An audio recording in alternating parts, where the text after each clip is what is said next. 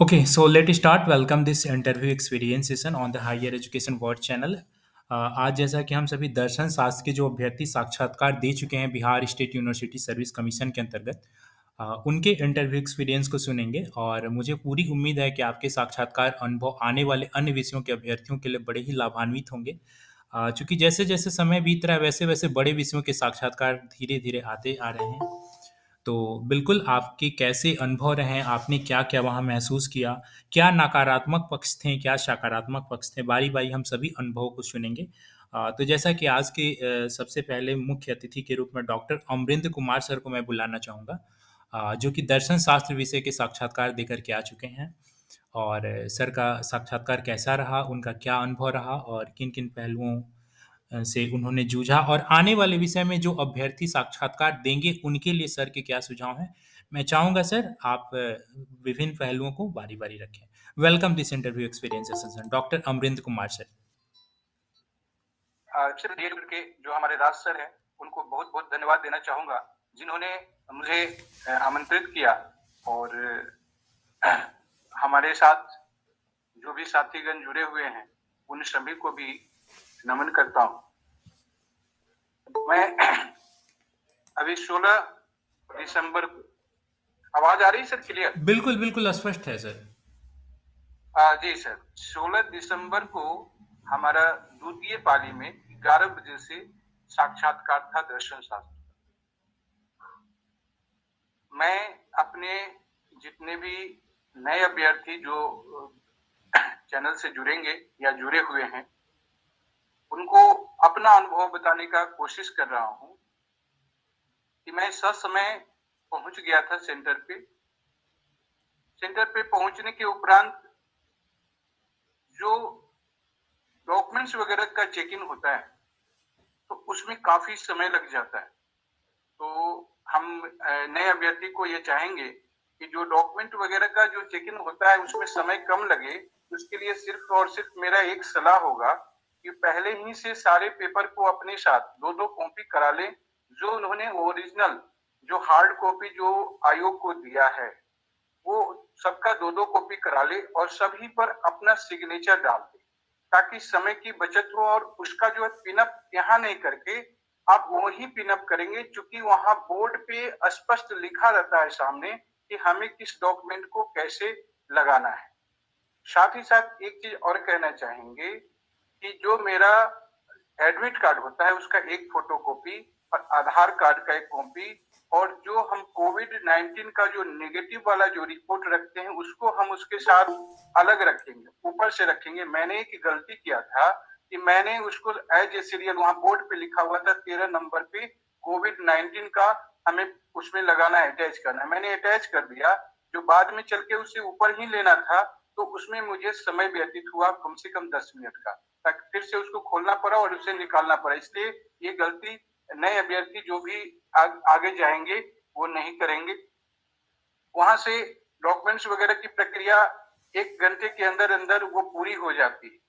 हमारा जो साक्षात्कार जिस दिन था, उस दिन हालांकि डॉक्यूमेंट्स वगैरह का सारा प्रोसेस होते होते 3 बज गए थे और 3 बजे हमें दूसरे बिल्डिंग पे, क्योंकि जो डॉक्यूमेंट्स वगैरह का जो वेरिफिकेशन होता है वो आपका टेक्स्ट बुक वाले बिल्डिंग में होता है। ठीक उसके बगल में आयोग की जो ऑफिस है 8वीं मंजिल पे, वहां पे इंटरव्यू होता है। वहां गार्ड के द्वारा वहां पहुंचा दिया जाता है।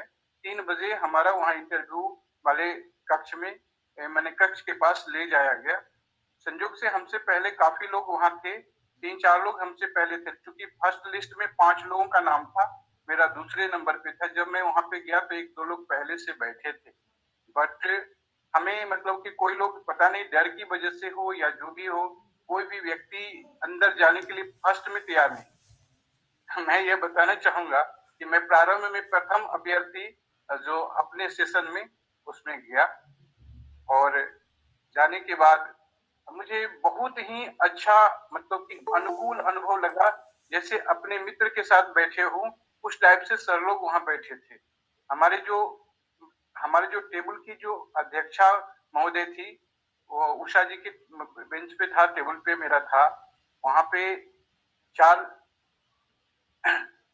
एक 2 लेडी और 2 जेंट्स, कुल मिला के मेंबर में 4 बोर्ड में 4 व्यक्ति थे। उन्होंने सबसे पहले सर आवाज़ तो क्लियर है? बिल्कुल स्पष्ट है सर। सबसे पहले मैं वहाँ पे गया, हम जाते अभिवादन के साथ कमरे के अंदर में गए।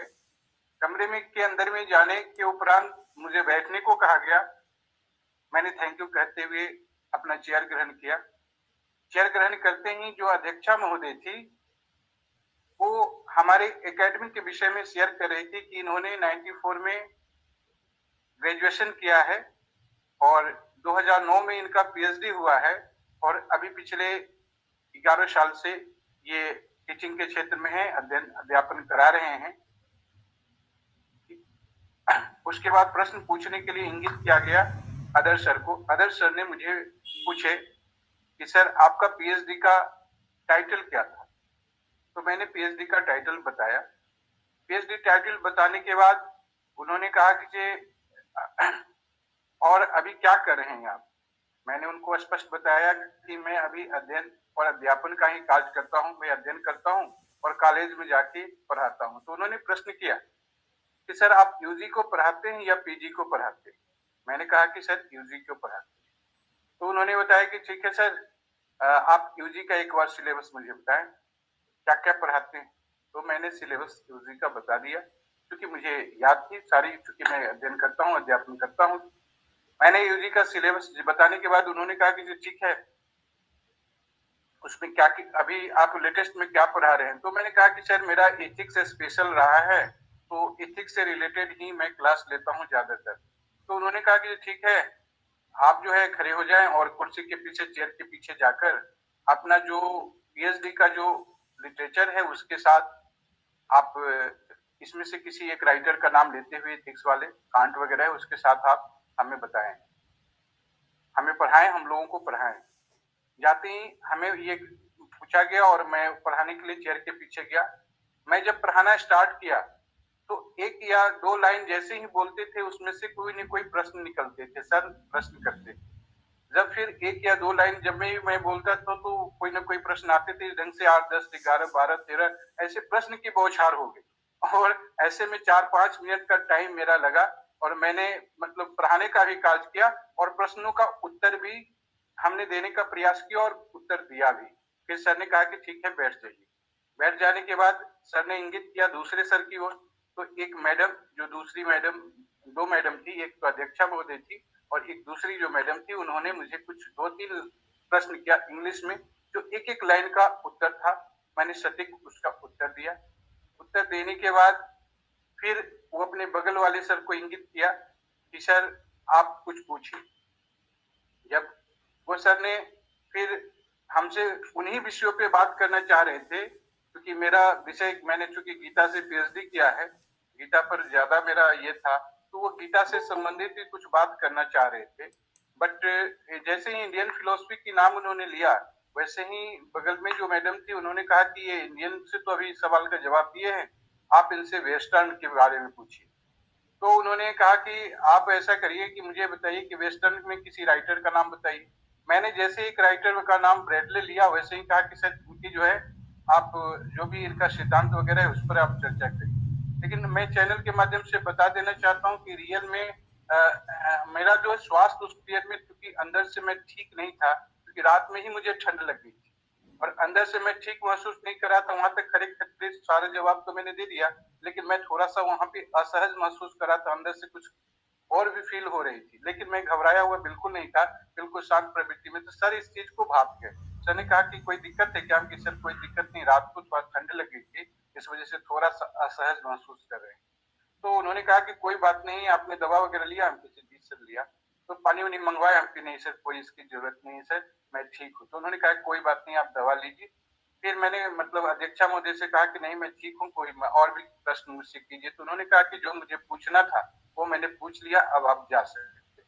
तो यहाँ पे मैंने देखा अपने साक्षात्कार में कि किसी तरह की कोई भी परेशानी अंदर नहीं है, आपको थोड़ा भी घबराने की कोई जरूरत नहीं है। रह गई विषय वस्तु की बात, तो विषय वस्तु में पीएचडी पर, जिस पर आपने पीएचडी किया है, उसकी तो पकड़ होनी ही चाहिए, उसकी पकड़ तो होनी चाहिए। साथ में जो आपका यूजी का जो सिलेबस है, उस सिलेबस की पूरी तैयारी होनी चाहिए, क्योंकि कहाँ से प्रश्न पूछा जाएगा इसका कोई ठिकाना नहीं है। क्योंकि प्रश्न बहुत ज़्यादा लगातार प्रश्न होते रहते हैं और घबराने की कोई ज़रूरत नहीं। बहुत सारे लोग घबरा जाते हैं वस्तुस्थिति के देख के, लेकिन वहाँ घबराने की बिल्कुल मतलब लगता है कि अपने घर और परिवार के जैसे वहाँ लोग बात करते हैं और मतलब मैं बहुत प्रसन्न हूँ इससे। Thank you sir. बहुत बहुत धन्यवाद सर। मुझे पूरी उम्मीद है कि आपके इस एक्सपीरियंस को सुन करके न जाने कितने अभ्यर्थी जिनके मन में इस तरह के नर्वसनेस होंगे, अंदर क्या माहौल रहता है, किस तरह के प्रश्न पूछे जाते हैं। आपने तो बताया कि जैसे सामान्य से सामान्य तौर पे जैसे आपने थोड़ा स्वास्थ्य का हवाला दिया, उसको भी आराम से इजी वे में उन्होंने लिया और आपको और सामान्य माहौल आपको प्रदान करने की उन्होंने कोशिश की। तो बिल्कुल ये बहुत पॉजिटिव चीज़ें हैं। और सर जी अगर जी। इस इंटरव्यू के दरमियान अगर मैं कहूँ बोर्ड की जो अध्यक्षा थी, उनका कितना इसमें योगदान रहा या फिर उन्होंने कितना समय लिया? ऐसा कुछ उन्होंने कितना लिया अगर आनुपातिक देखिए, दृष्टि से कहें तो? मैं इस बिंदु पे बताना चाहूँगा कि बोर्ड की अध्यक्षा थी, उन्होंने उन्होंने मुझसे मतलब कि मुझसे कोई सवाल नहीं किया, ठीक है? उस उन्होंने मुझसे कोई सवाल नहीं किया, उनसे मैं मतलब इतना ही कि मेरे एक्सपीरियंस के विषय में सर लोगों को बताएँ और 3 जो सर थे, 1 लेडी और 2 जेंट्स, 1 मैम और 2 जो सर थे, वो 3 लोगों ने हमसे प्रश्न किए और अध्यक्षा महोदय ने हमसे कोई प्रश्न किया, उन्होंने पढ़ाने के लिए चेयर के पीछे जाने के लिए सिर्फ होता है कि आप चेयर के पीछे जाके पढ़ाइए।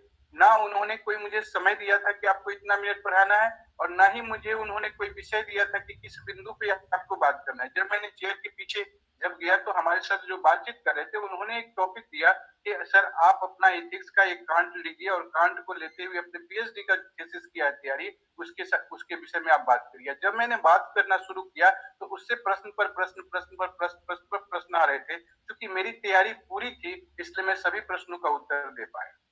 लास्ट में सिर्फ एक प्रश्न का उत्तर नहीं दे पाया, जैसे अंदर से मुझे दिक्कत महसूस हो रही थी थोड़ा शरीर के अंदर में, तो मैंने स्पष्ट बताया कि सर मैं थोड़ा असहज महसूस कर रहा हूँ। तो उन्होंने कहा कोई बात नहीं, आप दवा लीजिए और आराम कीजिए, मतलब जो पूछना था पूछ लिया। एक्चुअली मैंने अध्यक्षा महोदय के बारे में इसलिए पूछा क्योंकि आने वाले अन्य विषय के जितने भी अभ्यर्थी होंगे वो जब साक्षात्कार देंगे, उनके पैनल के जी सभी मेंबर अलग होंगे, लेकिन चूंकि अध्यक्ष बोर्ड के सदस्य ही रह रहे हैं, आयोग के सदस्य ही रह रहे हैं, तो ऑब्वियसली जी अध्यक्ष तो वही रहेंगे जो कि बदलने वाले जी नहीं हैं। तो ये बहुत अच्छी बात आपने बताई कि यानी अध्यक्ष भी आपको बहुत ज़्यादा ऐसा नहीं है कि प्रश्नों की बौछार या सामान्य आपको बिल्कुल सहज। बिल्कुल नहीं, मैं तो काफ़ी प्रसन्न था। मैं बताऊँ कि आगे आने वाले जो अभ्यर्थी हैं, जब जाएँगे तो अध्यक्षा महोदय या अध्यक्ष महोदय जो भी होंगे, वो ही रहेंगे। भले सर बदल जाएँगे, विषय के रहेंगे, बट उनका व्यवहार इतना बढ़िया था कि मैंने रूम के अंदर जैसे ही इन किया, तो मैंने जैसे ही अभिवादन किया, उन्होंने कहा कि बैठिए। जब मैं चेयर पे बैठ गया, बैठने के बाद एजुकेशन के विषय में बताए और उसके बाद उन्होंने कहा कि चेयर के पीछे जाके आप हम लोगों को पढ़ाएँ। सीधा-सीधी हम लोगों को पढ़ाएँ और इतना अनुकूल वातावरण, इतनी हँसमुख चेहरा, माने थोड़ा भी घबराहट नाम की चीज़ नहीं। हम सभी लोगों से ये कहना चाहेंगे नए लोगों को कि थोड़ा भी घबराने की कोई ज़रूरत नहीं है। बहुत रिलैक्स मूड में लगता है कि जैसे हमारे परिवार के मेंबर बैठे हुए हैं, उस टाइप से उनका मतलब मुख दिख रहा था। बहुत बहुत धन्यवाद अमरेंद्र सर। आपने जो अपना अनुभव साझा किया, मुझे पूरी उम्मीद है सुनने वाले अभ्यर्थी जो भी सुन रहे हैं या फिर यूट्यूब पर इसे सुनेंगे, वो जरूर इसे सुन करके बहुत ज़्यादा लाभान्वित होने वाले हैं और बहुत ही रिलैक्स होने वाले हैं। और इस प्लेटफॉर्म का मकसद यही है कि आने वाले अभ्यर्थियों को रिलैक्स कराया जाए, उन्हें यह सामान्यीकृत किया जाए अनुभव और आपके अनुभवों को सुन करके। तो thank you so much sir, जुड़े आपसे संबंधित जितने भी कुछ प्रश्न होंगे अभ्यर्थियों के मन में, तो उसे हम लोग अंत में लेंगे। Thank you so much sir. बहुत-बहुत धन्यवाद। बहुत धन्यवाद।